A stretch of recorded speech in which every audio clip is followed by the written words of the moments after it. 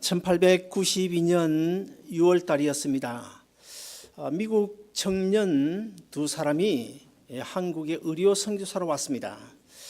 로제타라는 여인하고 그리고 제임스 홀이라는 청년인데, 이 두 청년 남녀가 한국에 의료 선교사로 와서 이제 서로 연애를 하다가 결혼하게 됐어요.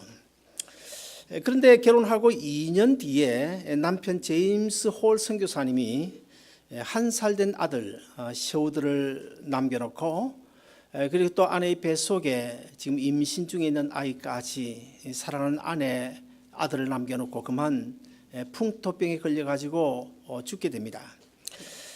그러자 그 아내였던 이 로제타는 미국으로 건너가서 둘째 아이인 딸을 낳게 돼요. 딸을 낳고 산후조리를 하고 있는데 어느 날 밤에 하나님께서 가슴 속에 음성으로 들려오기를, 로제타야, 내 남편이 이루지 못한 한국인 사랑을 내가 좀 감당해 줘야 되겠다, 그런 음성이 들려오는 거예요. 그래서 그 로제타는 한 몇 달 후에 어린 두 남매를 데리고 한국으로 건너와서 한국인들을 섬기기 시작을 하는데, 그런데 얼마 지나지 않아서 그 딸, 그러니까 2살밖에 되지 않는 그 딸이 또 풍토병으로 죽게 됩니다. 그래서 로제타는 남편 곁에다가 사랑한 딸을 묻었습니다. 그리고는 여전히 이제 한국 사람을 섬기게 되는데, 이 로제타 선교사님이 한국에 와서 이루어놓은 그 업적이 굉장히 많아요. 한국 최초의 맹인 학교를 설립했고, 그리고 이하여대 부속병원을 설립을 했습니다. 그리고 또 경성 여자의학 전문 학교를 설립을 했고, 인천 간호대학, 그리고 서울에 있는 기독대학병원도 이 로제타 선교사가 세운 병원들입니다. 결국 이 로제타는 일평생을 한국인을 섬기는 그 삶을 살다가 85세에 사랑하는 남편과 딸 곁에 묻히게 됩니다. 로제타의 아들인 그 셰우드 홀도 부모를 따라서 이제 선교사가 돼 가지고 또 다시 부모님이 섬기던 한국 사람들을 섬기기 시작을 합니다. 이 셰우드 홀도 많은 업적을 이루어 놓았는데요, 한국인을 섬기면서 결핵협회를 처음으로 창설한 사람이 바로 이 셰우드 홀 선교사님이시고, 그리고 옛날에 한국 가면 그 우표와 비슷한 시리를, 크리스마스 실 있잖아요. 크리스마스 실도 이 셰우드 홀 선교사님이 처음 만든 것입니다. 그런데 그런 후에 이제 그 태평양 전쟁이 일어나자 일본군에게 체포되어져서 미국으로 추방을 당하게 됩니다. 이 셰우드 홀 선교사님은 뭐 어쩔 수 없이 인도로 건너가서 일평생 동안 인도 사람들을 또 섬기게 돼요. 그러다가 이제 91세 때인 은퇴를 한 뒤에 1984년도에 한국에 와서 이런 유언을 남기게 됩니다. I still love Korea. 아직도 나는 여전히 한국을 사랑합니다. 이런 유언을 남기면서, 내가 죽거든 나중에 내가 태어나서 자라고 또 내 사랑하는 부모 형제가 묻힌 이 한국 땅에다 나를 묻어 주십시오, 이런 유언을 했는데, 그로부터 7년 이후에 그 소원대로 그 모든 일가족이 다 서울 양하진에 지금 묻혀져 있습니다. 로제타 일가족은 피 한 방울 섞이지 않은 한국인을 섬기다가 다 순교하거나 죽었습니다. 도대체 그들이 무엇 때문에, 누구를 위해서 그렇게 할 수 있었을까? 그렇게 생명을 이국 땅에 와서 바칠 수 있었을까? 참 의문입니다. 그러나 저는 그 이야기 속에서 아마도 두 가지 이유 때문이 아닌가 그렇게 생각을 해봤는데, 첫째 하나는 육신의 피는 다르지만은 예수 피를 나눈 한 형제 자매라고 하는 사실을 깨달았기 때문에, 그 다음에 두 번째는 형제 자매를 섬기는 것이 곧 내 사랑하는 하나님을 섬기는 것이기 때문에 그들이 한국에 와서 그렇게 섬기지 않았을까. 로제타 부부에게 한국인을 섬기도록 하신 우리 주님께서 오늘 이 시간 우리에게 또 이런 부탁을 하고 계십니다. 내 이웃을 사랑하고 섬기는 것이 곧 나를 섬기는 것이니 내 이웃을 내 몸처럼 섬겨다오. 아마 주님께서 이런 부탁을 오늘 우리에게 하고 계시라고 봅니다.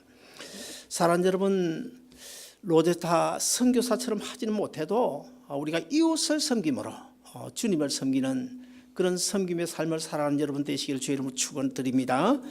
2013년 한 해도 훌쩍 지나가서 섬김과 나눔의 계절인 12월 첫 주일 맞이했습니다. 그래서 저는 잠시 마가복음 강해를 멈추고 오늘 섬김과 나눔에 대해서 말씀을 드리기로 작정을 했습니다. 우리 기독교는 이 섬김의 종교, 나눔의 종교라도 해도 과언이 아닐 정도로 이 섬김과 나눔을 결코 떼놓고는 말할 수 없는 것이 바로 우리 기독교입니다.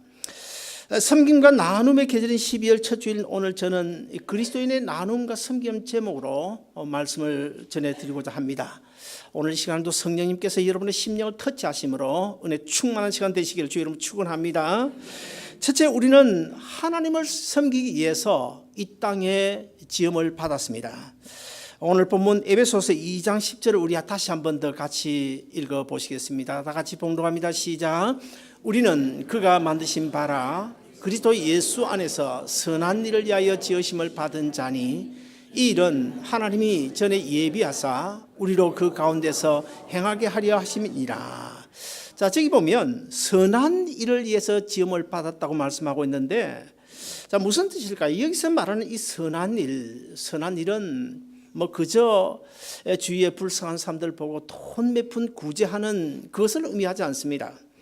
근데 오늘 본문을 자세히 보면 이 선한 일 그냥 막연하게 이야기하는 것이 아니고 예수 안에서의 선한 일이라고 분명히 모습을 받고 있습니다.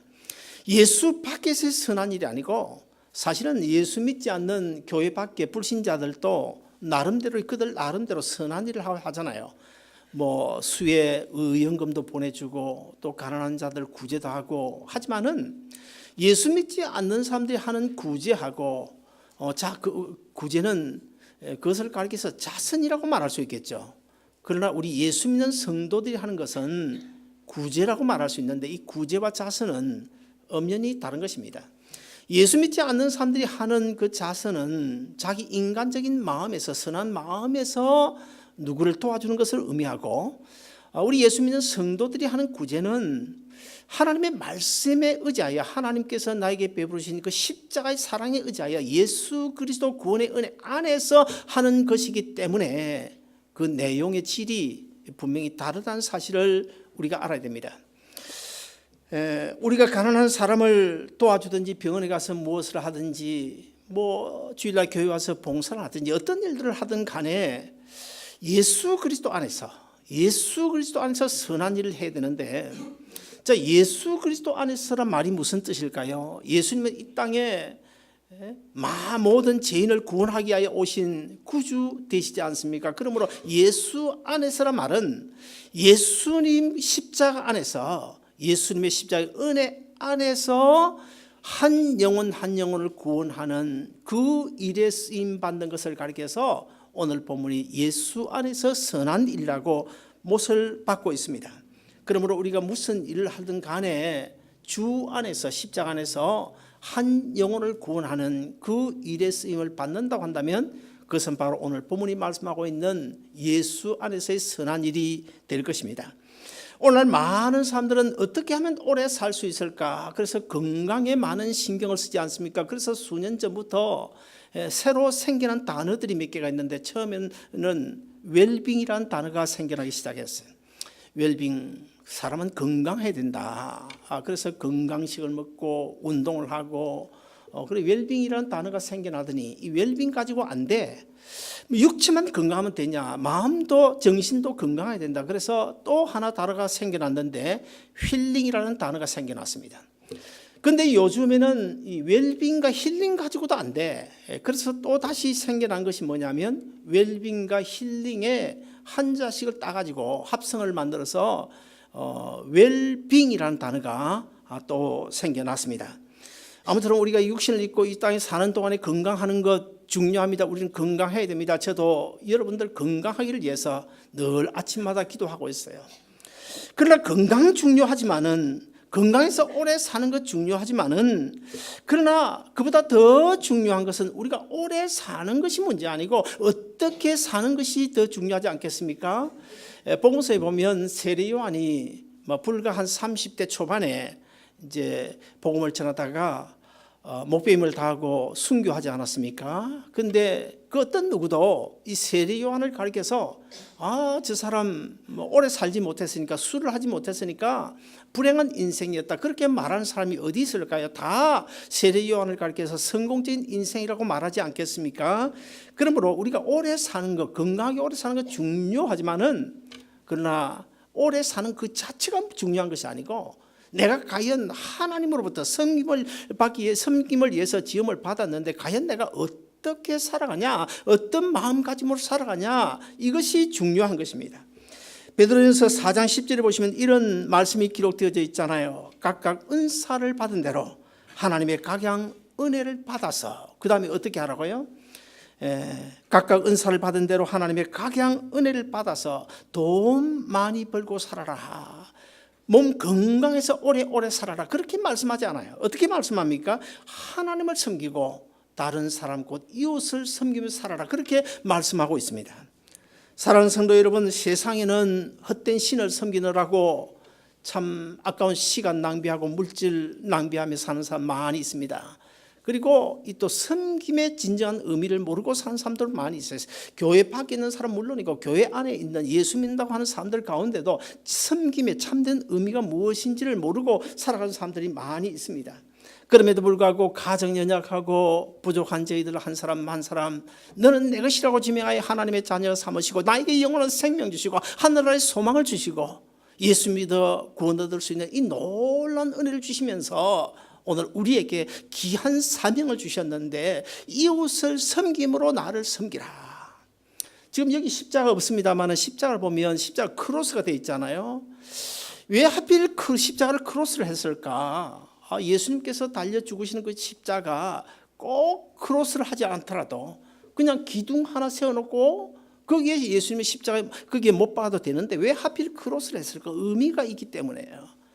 위에서 아래 무엇을 의미하는 것입니까? 하나님과 나와의 관계를 의미하는 거예요. 그 다음에 옆으로 수평적인 그 나무는 뭘 의미하는 것입니까? 성도와 성도의 관계, 형제와 형제의 관계.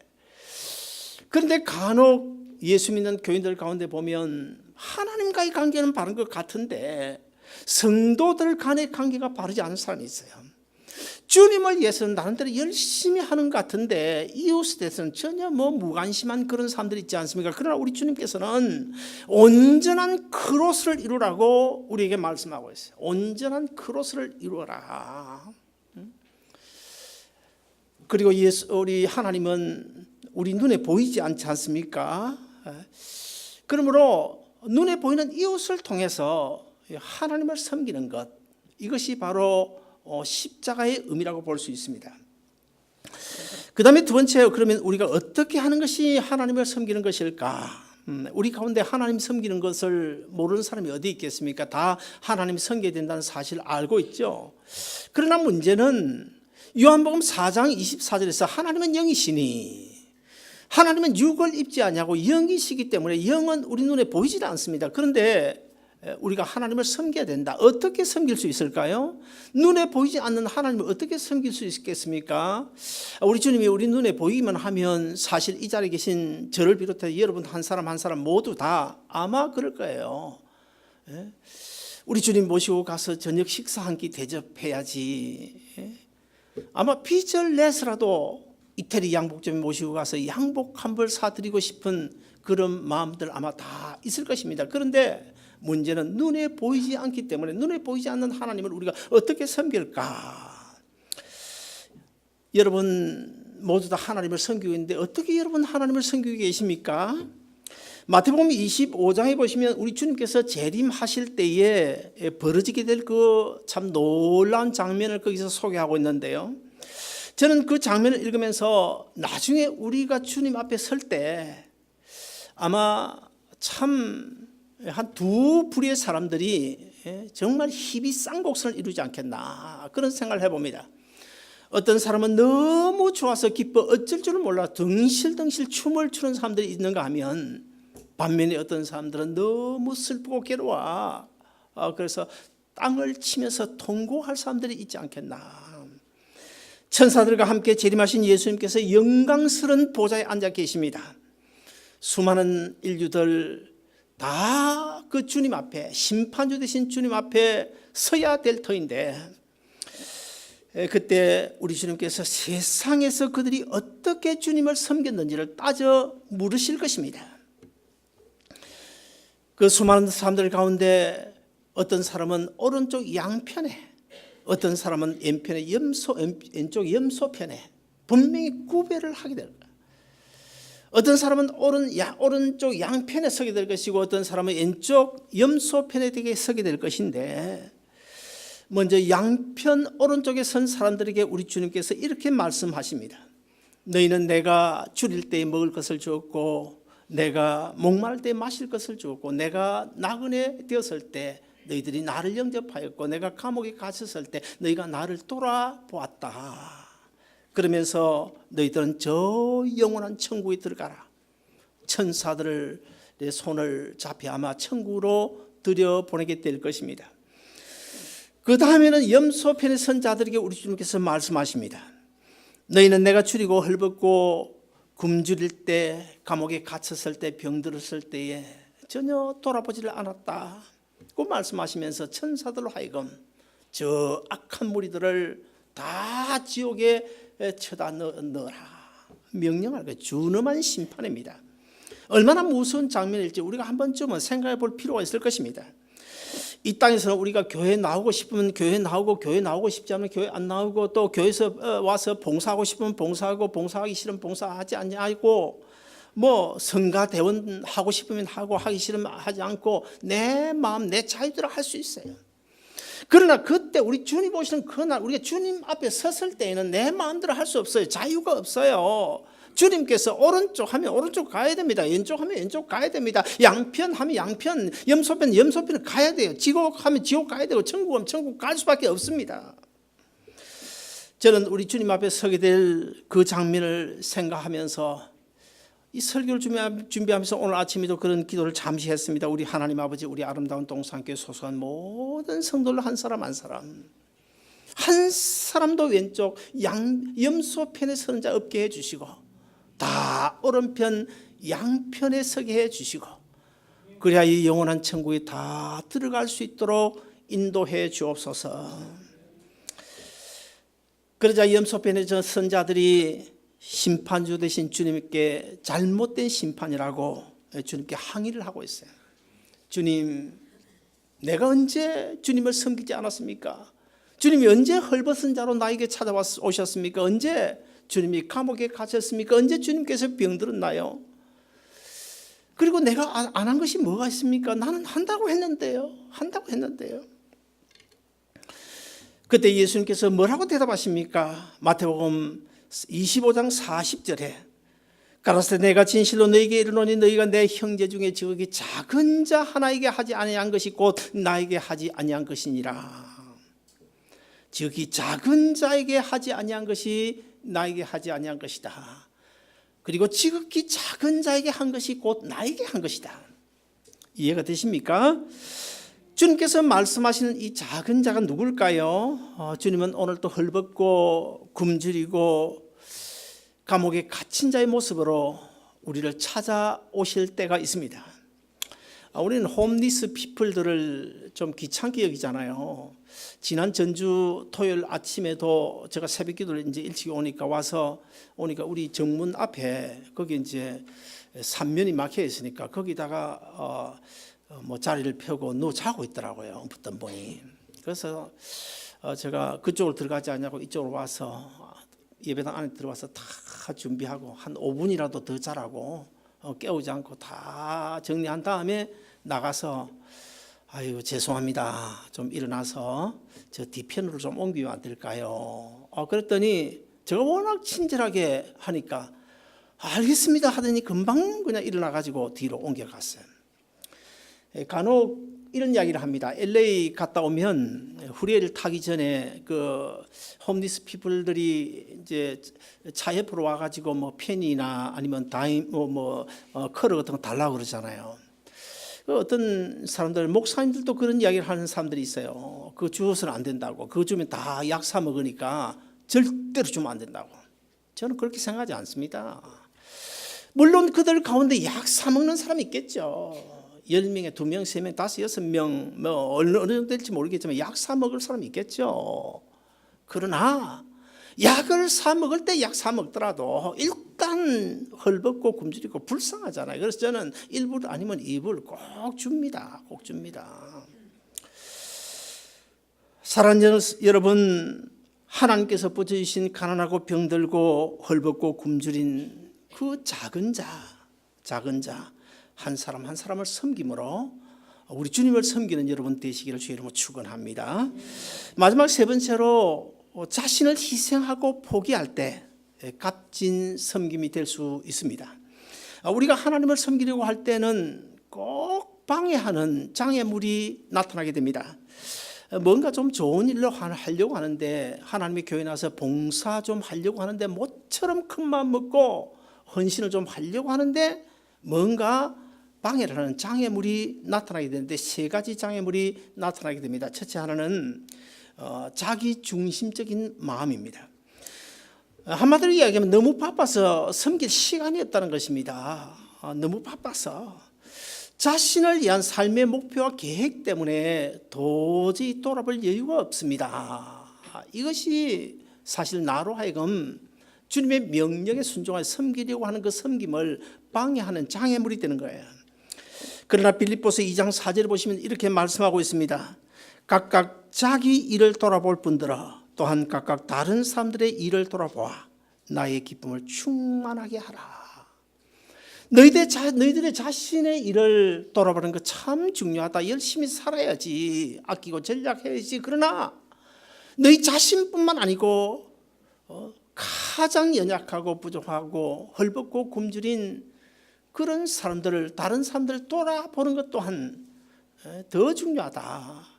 그러므로 그런 일들을 잘 감당해서 나의 기쁨을 충만케 하라. 그 다음에 두 번째 장애물은 완벽주의자입니다.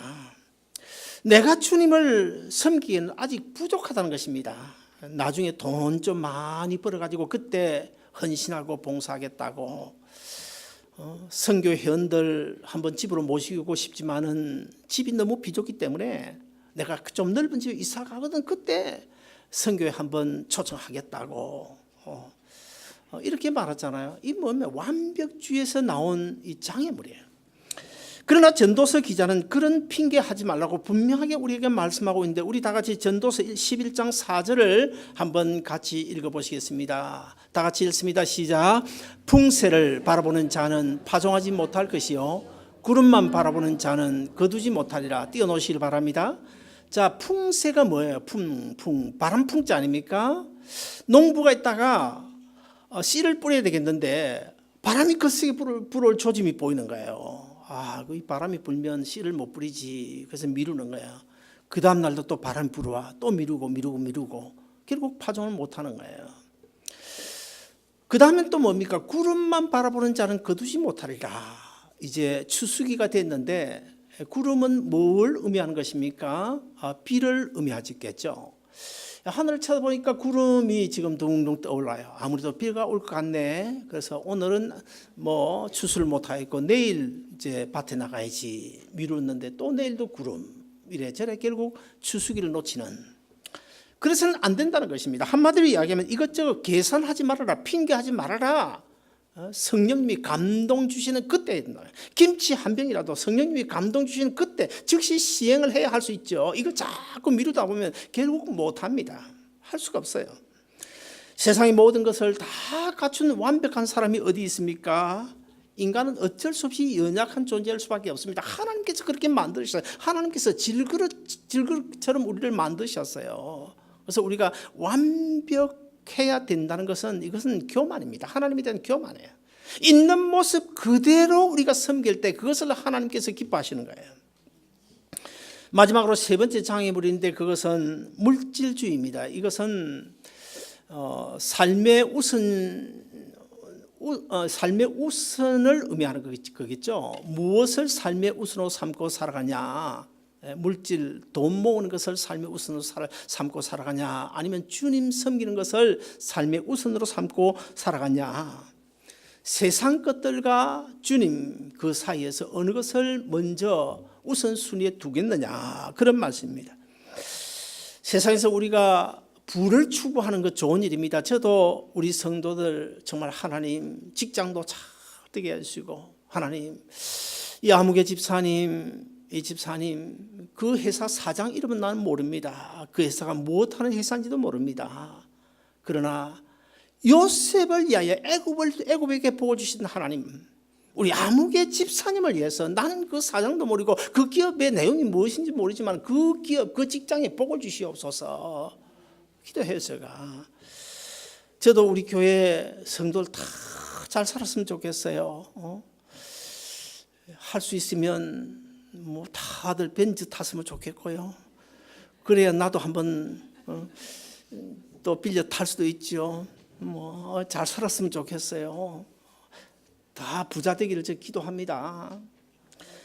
그러나 중요한 것은 부자 되는 것 중요하지만은 부를 추구하는 것이 있겠고 나쁜 것은 아니지만은 만약의 경우에 이 그 물질이나 부를 주님보다 더 우선시해 가지고 그 부 때문에 그 물질로 인해서 내 영혼이 병든다면, 내 영혼이 잠을 자게 만든다면 차라리 가난한 것이 훨씬 더 낫지 않겠습니까, 여러분? 우리가 섬김의 삶을 살기 위해서는 희생과 포기 또한 꼭 필요합니다. 자기를 포기하지 않으면, 희생하지 않으면 결코 다른 사람을 섬길 수가 없고 주님을 섬길 수가 없는 거예요. 우리 주님께서도 하나님을 섬기기 위해서 자신을 포기했습니다. 하나님을 섬기기 위해서 우리 주님 자기를 포기했어요. 우리 다 같이 빌립보서 2장 6절부터 8절까지를 한번 읽어보시겠습니다. 다 같이 봉독합니다. 시작. 그는 근본 하나님의 본체시나 하나님과 동등됨을 취할 것으로 여기지 아니하시고 오히려 자기를 비어 종의 형체를 가지사 사람들과 같이 되셨고 사람의 모양으로 나타나사 자기를 낮추시고 죽기까지 복종하셨으니 곧 십자가에 죽으심이라. 예수님은 십자가에 죽어 죄에 빠진 모든 인류를 구원하셨는데 이것이 바로 하나님께서 예수님에게 주신 사명이고, 예수님은 또한 그것을 하나님에 대한 섬김으로 생각하고 자기 생명을 십자가에 내어주고 피 흘려 죽으신 것입니다. 희생하지 않고 자신을 포기하지 않는 섬김은 결코 값진 섬김이 될 수가 없습니다. 자기 하고 싶은 거 다 한 다음에 남는 것 가지고 섬긴다면 이것은 성경이 말씀하는 바른 섬김이라고 볼 수가 없는 것입니다. 얼마 전에 몇 달 됐습니다. 제가 어떤 분 그 병원 입원해서 이제 병원에 갔는데 마지막 이제 얼마 남지 않은 그런 상황이었어요. 옛날 젊을 때는 정말 똑똑하고 한때 잘 나가던 사람인데 병들고 나니까 뭐 죽을 임시가 되니까 얼마나 약해지는지, 그분이 말도 잘 하지 못하면서 기억하는 소리로 저에게 이렇게 이야기하더라고요. 목사님, 한 3년만 하나님께서 연장해 주시면 좋겠대. 히스기야에게 10원 주지 않았느냐고. 그럼 나에게 3년 주는 거 뭐가 하나님이 얼마인지 뭐 아깝지 않을 텐데 3년만 주시면 좋겠다. 그러면 내가 지금까지 못한 것 좀 주님 앞에 해놓고 주님 앞에 어여시 바로 설 수 있으면 좋겠다고. 그래서 눈물을 짓는데요.